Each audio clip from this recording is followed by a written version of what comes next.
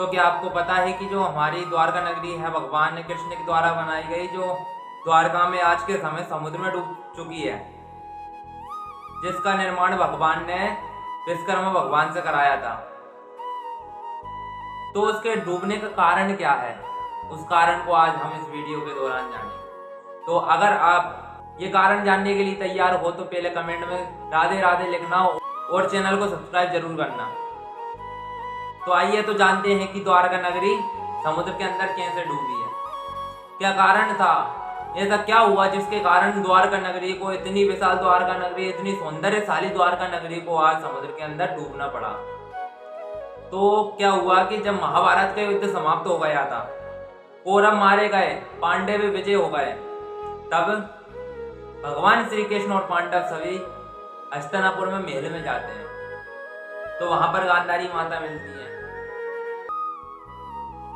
गांधारी माता ने जैसे ही कृष्ण को देखा, कृष्ण को पास बुलाया, कृष्ण उनके पास जाते हैं और कृष्ण ने माँ को प्रणाम किया, गांधारी माँ को।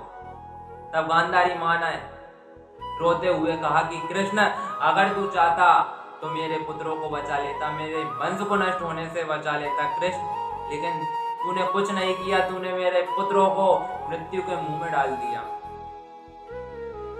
ये कहा कृष्ण भगवान से, किसने? गांधारी माँ ने।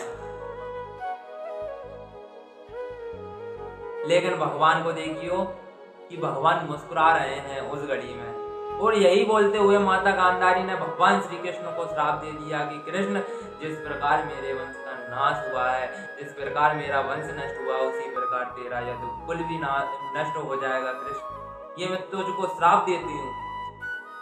और ऐसा श्राप माता गांधारी ने भगवान श्री कृष्ण को दे दिया।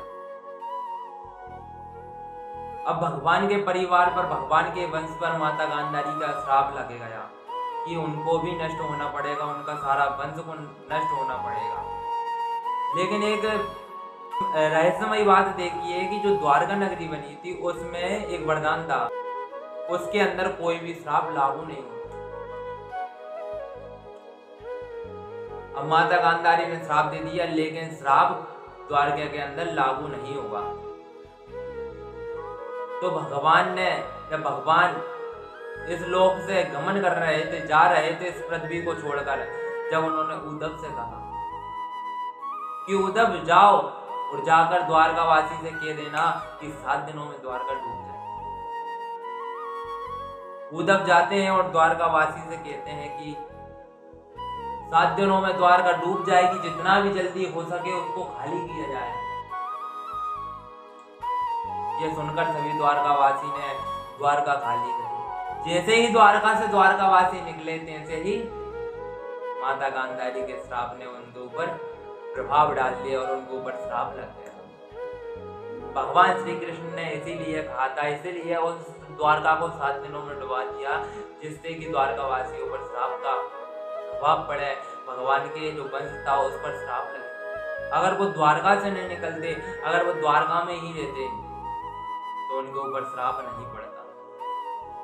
श्राप नहीं पड़ता तो उनकी मृत्यु नहीं होती, वो आपस में नहीं लड़ते और वो परम धाम को नहीं पधारते। तो यही कारण है जिससे आज द्वारका नगरी समुद्र में डूब गई। वैसे कारण तो बहुत है, लेकिन मेन कारण इसको भी माना जाता है। जय श्री राधे।